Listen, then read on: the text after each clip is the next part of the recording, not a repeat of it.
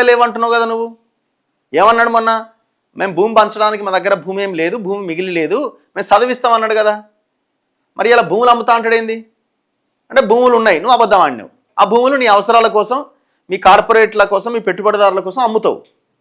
ఏదైనా scheme implement చేయలేని పరిస్థితుల్లో భూమి అమ్ముతావు, అంతే కదా. ఇప్పుడు ఈయన ఏమంటుండు? భూముల అమ్మకానికి కాంగ్రెస్ వ్యతిరేకం కాదు, ఆ డబ్బునంటే క్యాపిటల్ ఇన్వెస్ట్ చేస్తారట. తప్పులేదు. ఒకవేళ ఏదైనా ఒక భూమి అమ్మో ఇంకో దగ్గర అప్పు తెచ్చో ఉత్పత్తి రంగం మీద కనుక పెట్టుబడి పెడితే, ఒక పరిశ్రమ మీదనో, ఒక కంపెనీ మీదనో, లేదు ఒక వ్యవసాయం మీదనో, లేకపోతే విద్యాకు సంబంధించిన స్కూళ్ళ మీదనో, హాస్పిటళ్ళ మీదనో, ఆ ఇన్ఫ్రాస్ట్రక్చర్ మీద పెడితే ఖచ్చితంగా ప్రజల ఆరోగ్యం బాగైనప్పుడు, ప్రజల చదువంది విజ్ఞానం పెరిగినప్పుడు అది ఉత్పత్తి రంగం కిందకి వస్తుంది.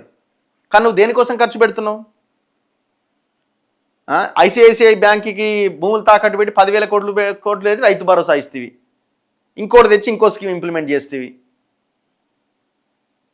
క్యాపిటల్ ఇన్వెస్ట్మెంట్ అంటే ఏంటి అసలు? దేనికోసం? కేసీఆర్ అదే పని చేసిండు, నువ్వు అదే పని చేస్తున్నావు. లీకేజీలు అరికట్టి ఆదాయం పెంచుకుంటాం, అందరం కలిసి తెలంగాణ పిత ఎవరో నిర్ణయిద్దాం. లీకేజీలు ఎక్కడ అరికడతావు?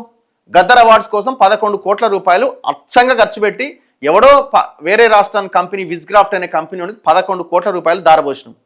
అవసరం ఏముంది? రవీంద్ర భారతిలోనో, లలిత కళాతోరణమో, ఇంకో దగ్గర గవర్నమెంట్కి సంబంధించిన హాల్స్ ఎన్నో ఉన్నాయి కదా, దాంట్లో పెట్టుకోవచ్చు కదా.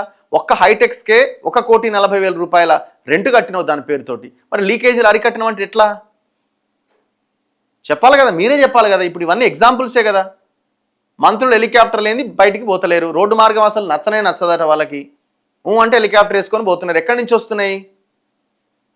యాడ్స్ ఏమన్నా ఆపినారా? పేపర్లకి వాటికి వీటికి ఇచ్చే యాడ్స్, విపరీతమైన యాడ్స్ ఇస్తున్నారు. పక్క రాష్ట్రాల్లో కూడా యాడ్స్ ఇస్తున్నారు. సేమ్ కేసీఆర్ ఫార్ములా నువ్వు ఫాలో అవుతున్నావు. ఎక్కడ లీకేజీలు అరికడతావు? కరప్షన్ ఏమన్నా తగ్గిందా?